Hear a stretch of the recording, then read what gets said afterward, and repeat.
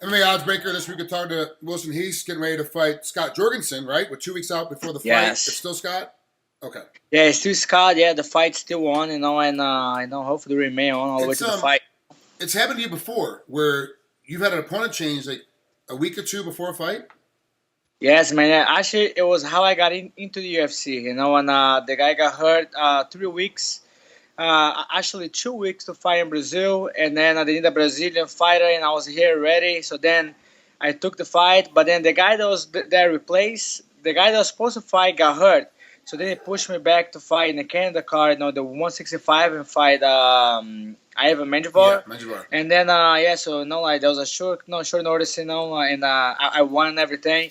And then now my last fight I was supposed to fight what they got, Team Elliott, in Tulsa, UFC Fight Night 49. Yeah. And then he got hurt and got sick, I think the week before the fight, and then for Joby Sanchez, so we just gotta stay ready, man. Be careful, for nothing to happen. So that sucks. And this is for the folks at home. I wasn't saying or implying that like Scott Jorgensen would be hurt or be pulled out. Everyone knows if they watch MMA Oddsbreaker. I've interviewed Scott a lot. He's a wrestler, so I've obviously, we're friends. We talk quite a bit. But even now, I've noticed a lot of times the UFC, what they'll do is somebody get pulled out, and they'll pull your opponent, even though he's not hurt, and move him to a different fight, and then move you to a different fight. Like it's like they still are doing that. Would you be? What's better for you from today? Right now, like say right now, your phone is blowing up. Your manager's getting a hold of you, or Coach Neil Melanson's calling you and saying, "Look, we have Scott's got to fight somebody else on the same card." Would you rather wait to the next card in a couple? Because really, the UFC throws fights every couple of weeks. Really, would you wait a couple more weeks and rather fight on the next card, or would you take that like, nope, I'm training, I'm ready to go for this fight, even though it's a different opponent and it's a different look? Would you still fight the same guy in 2 weeks? Yeah, I would. Yeah, I definitely. It would suck, because you're doing the weight cut, the preparation, and everything, and when it comes to strategy and ready, we are already ready for the fight 2 weeks before the fight, so all day just pretty much the weight cut, I do a good diet and try not to be more than 15 pounds, like 10 days, to the fight, so that way if anything goes wrong, I can always adjust it, so if I think if UFC calls or got postponed your fight for the 2 or 3 weeks, so that means I can go in and have a cheat meal or something, but right. When I was asking you the question, that's the exact thing I was thinking. Okay, if this happened to me and they had an opponent change to me, my first thing I'm going, okay, well I'm gonna go have the next 24 hours. I'm just gonna cheat. I'm just gonna cheat everything. Yeah. Get my mind away from training. I'm just gonna think and then go back in. 40 hours later, be back on the training again. Exactly. That's pretty much that's what I would do. Yeah. I was gonna get a beer, and get a burger or something. Now, Scotty Jorgensen, he's obviously a great striker. He's a great wrestler. He's got good heart. He's got good conditioning.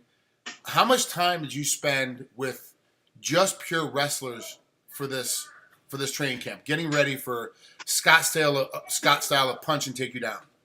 I think I've been that's kind of similar to my style a little bit, so I've been pretty much training, my whole time, with guys of that style, because that's what the big reason I moved to Alliance in Chula Vista, because we got Dominick Cruz, got Danny Martinez, got a lot of guys, they're all former wrestlers, high school and college wrestlers, and got Chandler.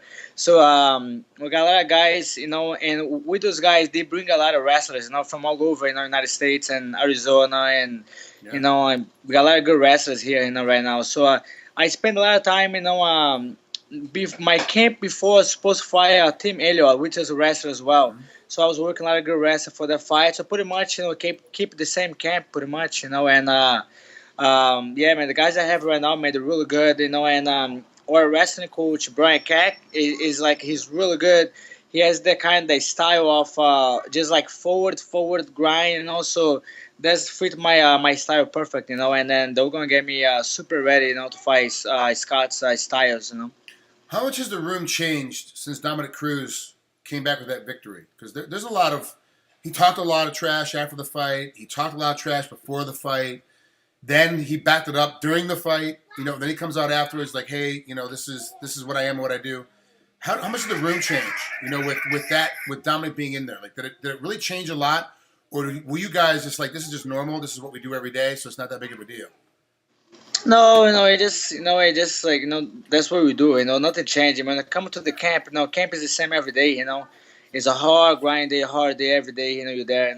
And then when you're in camp, you're there, you train and you fight. You take a week off and you come back. The camp and the coach is still there. Like we have so many fighters right now, and the guys always fighting. So when somebody like Dominick fought, he put an amazing performance. So everybody was extremely happy for him.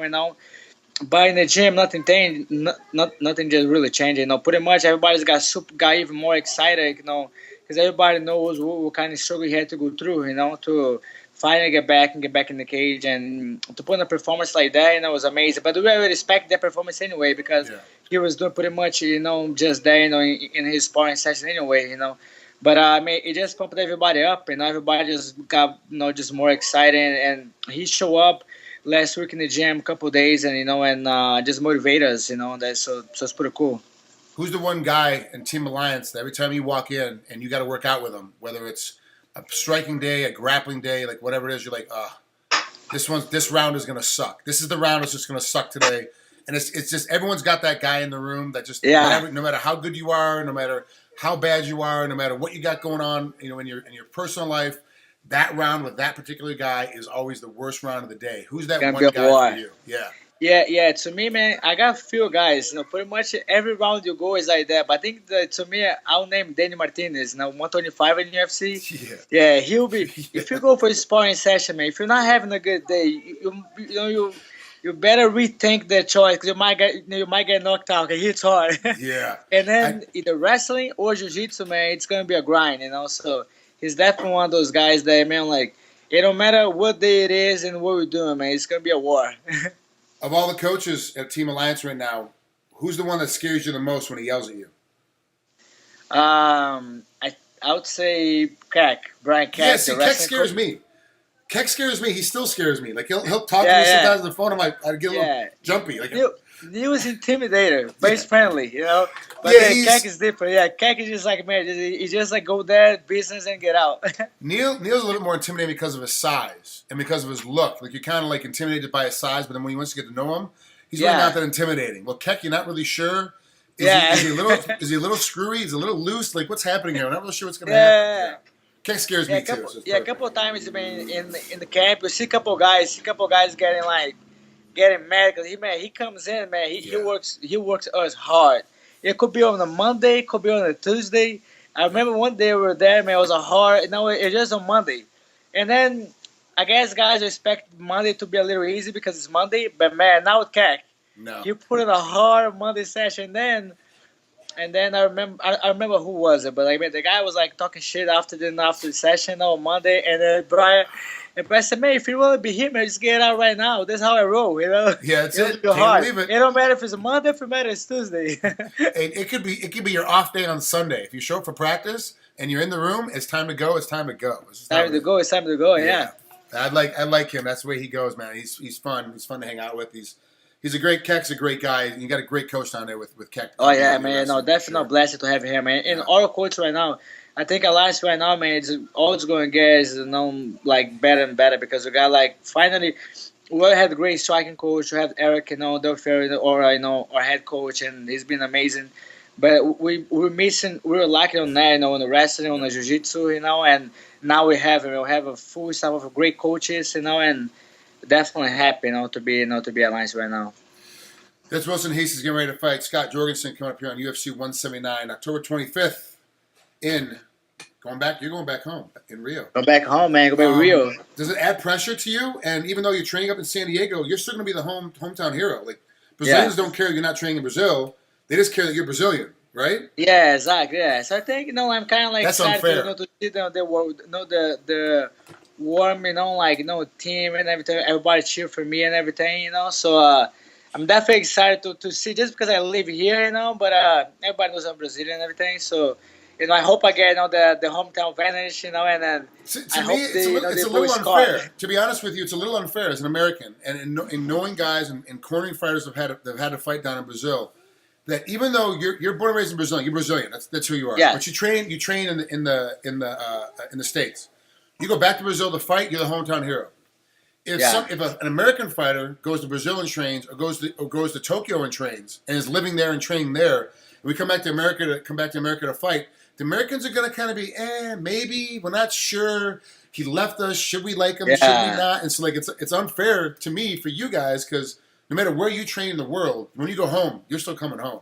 And sometimes the American fighters, we're kind of, I don't know if I want this guy anymore. He kind of left us. Yeah, I like it like that, man, because everybody knows, man, the reason, you leave your country, just to find better, better life, better quality of training and everything, especially for us athletes, like definitely look for, to go to the next level, so unfortunately have to move out of Brazil, but, I'm definitely not pro-Brazilian, man. I'm super excited to fight there, fight for my people, and it's going to be exciting, man, coming out, especially fighting in the Maracanã is the very popular, the most popular stadium, the biggest stadium in South America, and it's definitely going to be special, and I'm super pumped and ready, pretty much finished camp right now.